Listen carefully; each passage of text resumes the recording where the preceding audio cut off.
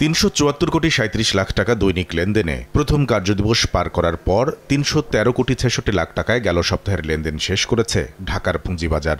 মন্দের ভালো আগের সপ্তাহের মতো একদিনও লেনদেন নামেনি 200 কোটি টাকার ঘরে। শেষ দিনে 18.5% বেশি প্রধান সূচক কমলেও পুরো সপ্তাহের যোগফলে ডিএসসি এক্সে যোগ হয়েছে 15.17 পয়েন্ট।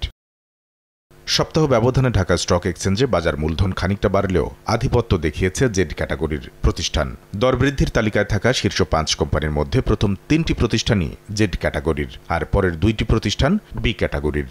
দরবৃদ্ধির শীর্ষ 5-এ এই ক্যাটাগরির কোনো কোম্পানি জায়গা না পেলেও দাম কমতির তালিকায় থাকা শীর্ষ 5 কোম্পানির মধ্যে সবচেয়ে ভালো মানের এ ক্যাটাগরির প্রতিষ্ঠান রয়েছে 3টি।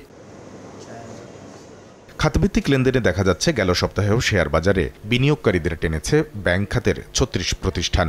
আগের সপ্তাহের তুলনায় দৈনিক গড় লেনদেন 78% বেশি বেড়ে ঠেকেছে প্রায় 65 কোটি টাকায়। জ্বালানি খাতের 23 প্রতিষ্ঠানের দৈনিক গড় লেনদেন প্রায় 21% বেড়ে 16 কোটি 79 লাখ টাকায় ঠেকেছে। সবচেয়ে বেশি বেড়েছে তালিকাভুক্ত 6 ট্যানারির দৈনিক গড় লেনদেন।